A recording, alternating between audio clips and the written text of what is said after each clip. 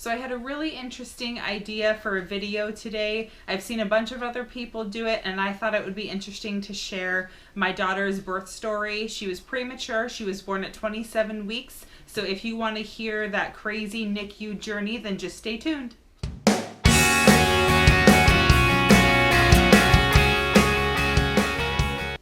So my daughter Lacey was my first pregnancy. She was my firstborn child. Now my pregnancy, from what I understand and from my experience, was pretty normal. I didn't really have any heartburn. I didn't really have any crazy cravings or anything like that. I had regular ultrasounds, regular doctor appointments. There was nothing ever that they found alarming or anything concerning or anything like that. And I think I was about 26 weeks when I started having some issues. It will be a little TMI, let me warn you, it might be kind of gross. So she was born December 20th, which was a Monday in 2010. So she just turned 8 years old. So back then, I believe it was maybe that Wednesday before, so the 13th or the 14th maybe, my mucus plug had come out. And at the time, being my first pregnancy, and I was 19 years old when I got pregnant, I didn't really know anything about pregnancies or anything. So, I saw some bloody mucus in my underwear. I thought it was a normal thing with pregnancy, so I didn't really think anything of it. Over the next 2 or 3 days, I think to Friday, I had been having some discomfort, down in my pelvis area. It just felt like cramping, which are contractions. But at the time, it just kind of felt a little uncomfortable. Nothing was painful. I was still going to work and everything acting like normal. So it was a Saturday night that I had gone to a Christmas party. And all throughout that night, again, I was still having that kind of discomfort. I was still having a little bit more, I'd say. The discharge had increased a little bit. So I think it was maybe 11 o'clock at night, that Saturday night after the party. I did have more pains in my, uterus area. So I thought it was probably time to go get checked out. I wasn't really sure what was going on. So I got there, I think, closer to midnight when I arrived. And the first, nurse lady that I saw, checked my cervix. She'd asked me what was going on, and she scared the crap out of me. She immediately said, "Oh my God, you're 7 centimeters dilated. You're having this baby right now." And she bolted out of the room. Those were the only words that she said to me.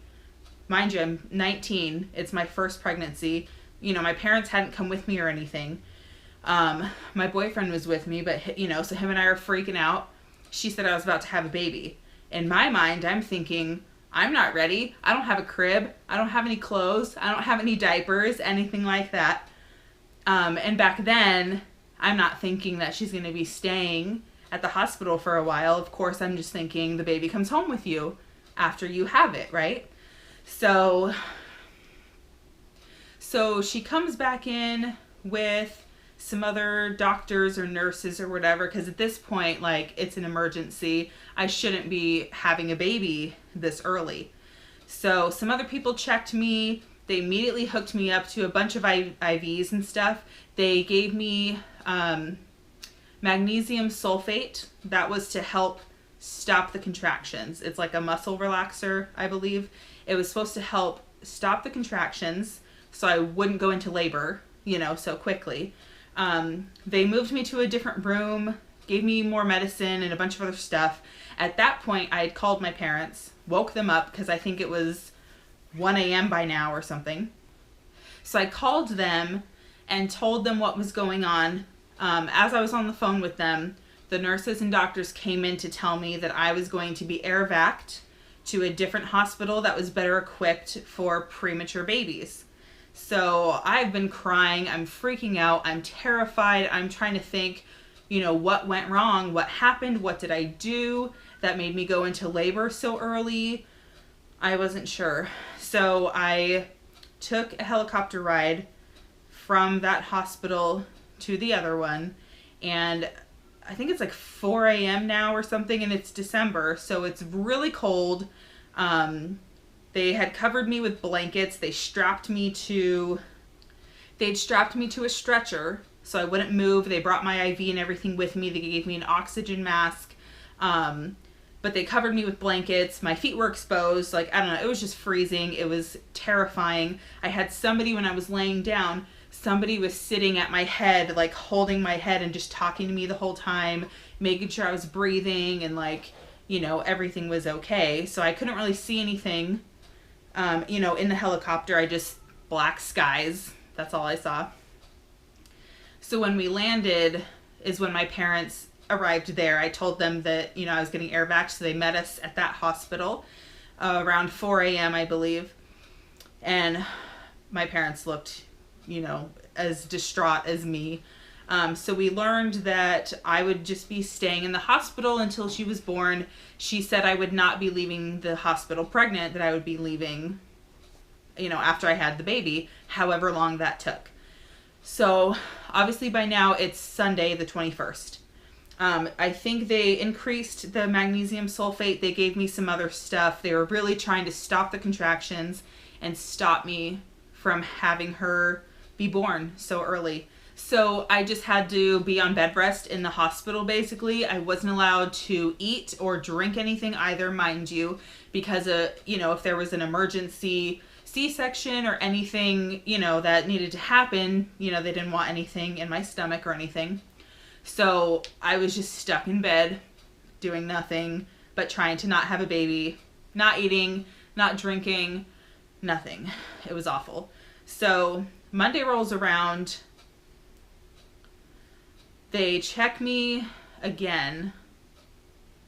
No, at some point, I don't remember when, at some point during that weekend, I don't know if it was at the other hospital or if it was after I got to this other hospital, but a different doctor did check my cervix again, and he said I was only 5 centimeters dilated at the time. So that was better than 7 centimeters. They were like, no, she was way wrong. You're 5 centimeters.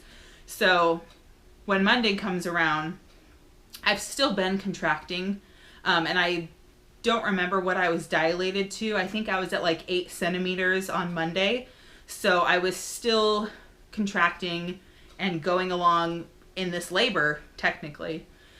So, I don't remember exactly what time they realized that I was no longer gonna not have the baby, if that makes sense. She was born at 3:19 p.m. Monday the 20th. So I don't remember what time it was when all that happened, but they brought everybody in. They had called the Nicu upstairs and was like, hey, we're going to have a 27-weeker being brought up to you soon. So they prepped everything for her. They got me ready to give birth because by that point, you know, 3 o'clock or whatever, I was 10 centimeters dilated.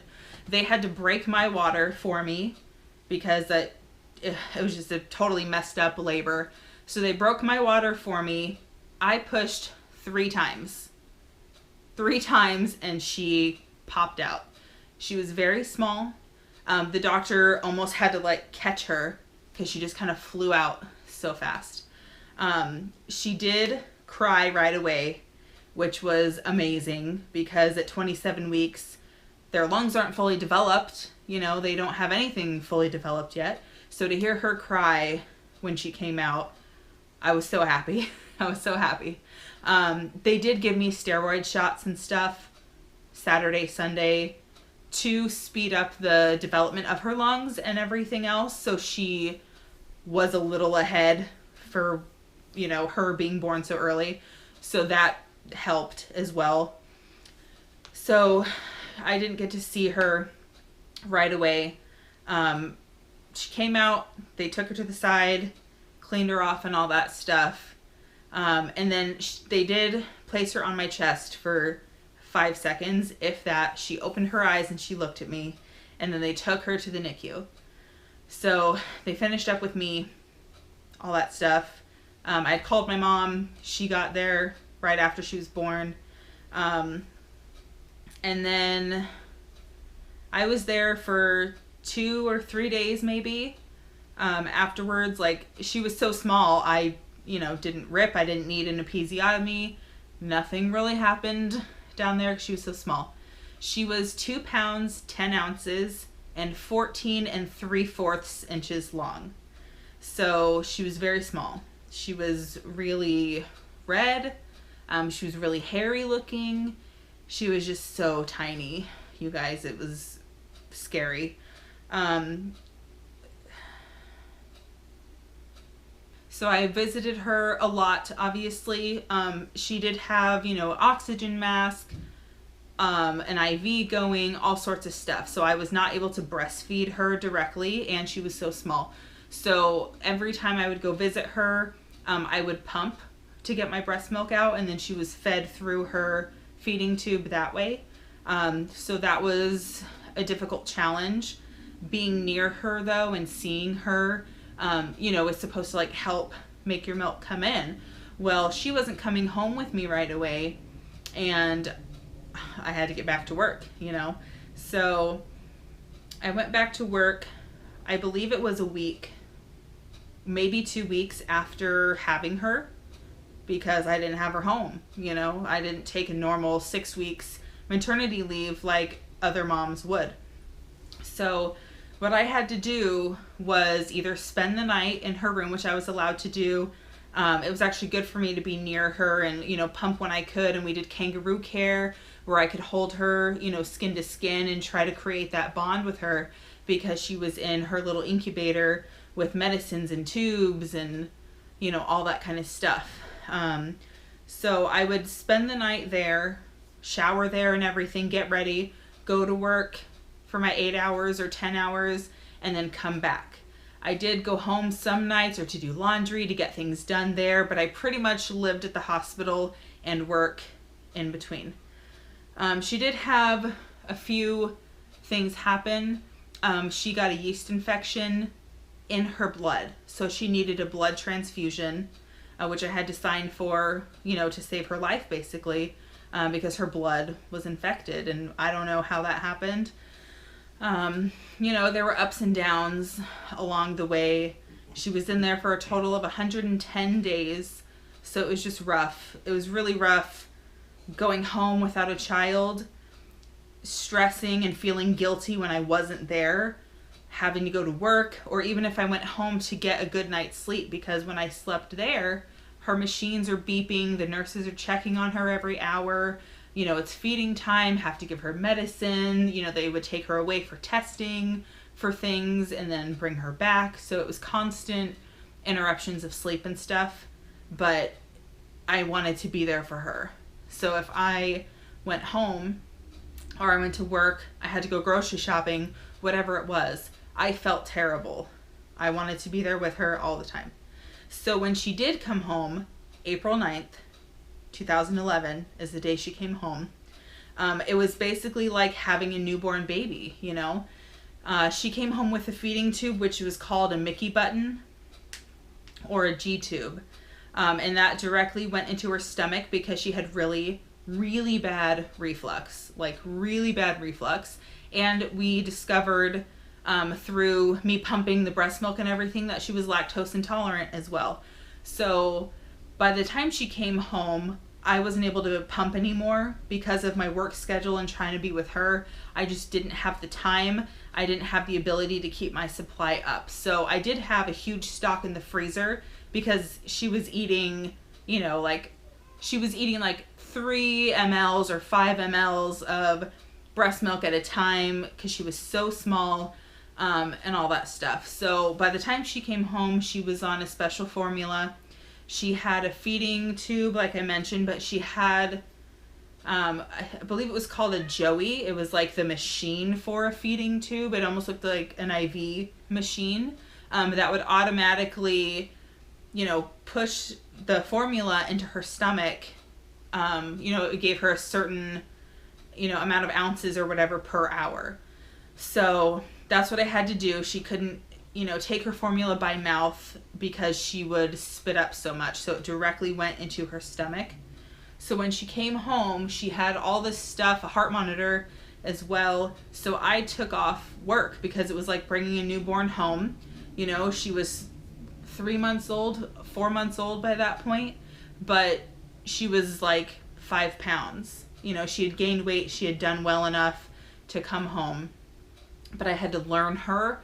I had to make sure that I could handle the heart monitor, all of her medicines that she needed, her feeding tube, the cleaning routine that came along with that, all that stuff. So I ended up only working 1 day a week. I worked every Wednesday for a month, but otherwise I took like a month off of work to be able to bond with her and figure out, you know, what was going on and how to take care of her. So it was really rough, especially being my very first pregnancy. It was terrifying. It was scary. It was so hard. But, you know, she just turned 8, you know, this last December. And she does have asthma. But, you know, we have her albuterol treatments and her inhalers and everything. And otherwise, now, she is a very healthy, happy, active girl. And you would never know that she was born at 27 weeks.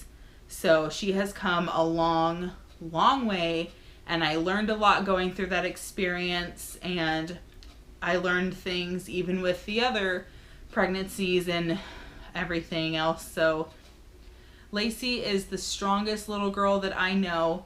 She is amazing. She has strength that I feel like I have because of that experience that her and I went through together, but she is just the best daughter in the world. So I hope you guys enjoyed that crazy story. Look out for my other 2 birth stories as well for Connor and Bo, and I'll see you guys next time. Bye.